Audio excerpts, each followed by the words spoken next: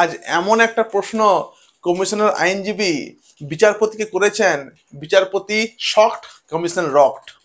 অর্থাৎ বিচারপতি সৌগত ভট্টাচার্য পুরোপুরি আর কি অবাক হয়ে গেলেন কমিশনের আইনজীবী যে প্রশ্নটা তাকে করলেন। প্রশ্নটা হলো এমনি যে টেন্টেডরা যারা অযোগ্য, কোথায় লেখা রয়েছে এরকম কোন কোন অর্ডারে লেখা রয়েছে যে টেন্টেডরা অযোগ্যরা পরীক্ষায় বসতে পারবে না? বিচারপতি সৌগত ভট্টাচার্য মহাশয় তিনি কিন্তু পুরোপুরি অবাক যে এই অযোগ্যদের জন্যই এত বড় একটা কেস ঘটেছে। অযোগ্যরা ছিল বলেই কিন্তু আজকে পুরো প্যানেল বাতিল। আজকে যোগ্যরা কলকাতার বুকে আন্দোলন করছে, লড়াই করছে, না দিয়ে পড়ে আছে। আজ কমিশন যোগ্যদের পাশে না দাঁড়িয়ে আজকে অযোগ্যদের পাশে দাঁড়াচ্ছে কেন? অযোগ্যদের জন্যই কিন্তু আজকে এত ঝামেলা, তাদের জন্যই কিন্তু প্যানেল বাতিল।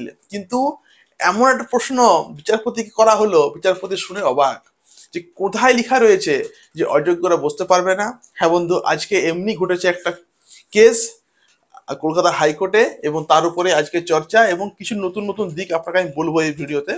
একটু প্লিজ ওয়েট করুন। তার আগে বলবো, ইংলিশ স্যার নোটস দিচ্ছেন, তার সঙ্গে প্র্যাকটিস সেট দিচ্ছেন 10টা, পারলে নিয়ে নিতে পারেন। 9, 10, 11, 12 সব রেডি আছে, পুরো ফুল নোটস এই নাম্বারে আপনি করতে পারেন কল। আর বাংলাতে দারুণ নোটস আমি দিচ্ছি, এই হলো আমার ফোন নাম্বার। 9, 10 দিচ্ছি, group C group D notes আমি দিচ্ছি, পারলে নিয়ে নিন ফোন করে, সুবিধা হবে আপনার।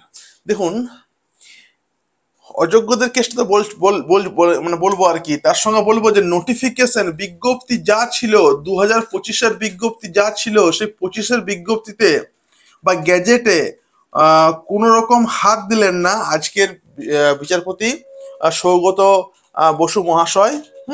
নামটা যদি একটু ভুল করছি তাহলে একটু ঠিক করে নেবেন। তো তিনি কোনো রকম হাত দিলেন না, তিনি বললেন যে 2025-এর যে নিয়োগ বিধি, সেই নিয়োগ বিধি অনুযায়ী কিন্তু হবে, মানে নোটিফিকেশন কোনো পরিবর্তন হবে না। তার মানে এক কথায় বলতে গেলে 60 নাম্বার রয়ে গেল, 60 নাম্বার রয়ে গেল, এটা কিন্তু 55 হবে না।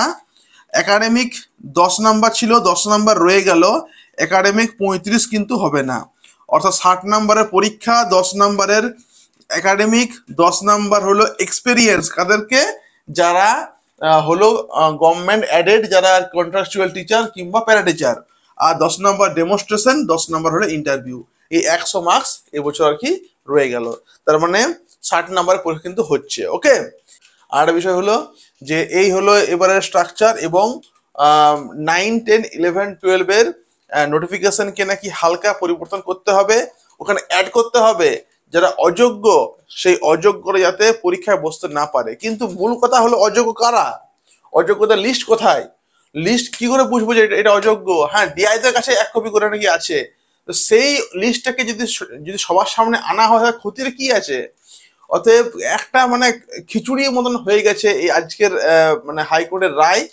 এবং হাইকোর্টের রায়ে কিন্তু এই একটা লাইন বিচার, মানে একটা লাইন দারুণ, যে অযোগ্যরা বুঝতে পারবে না কেন, কোথায় লেখা রয়েছে বলুন? এটা কোনো কথা হলো? সুপ্রিম কোর্টের রায়টাকে এরা অমান্য করে দিচ্ছে এই কমিশন। খুবই খারাপ লাগছে আর কি আজকের আজকের আর কি রায়টা দেখে নিয়ে, এবং আজকের ইয়ে করে আর কি।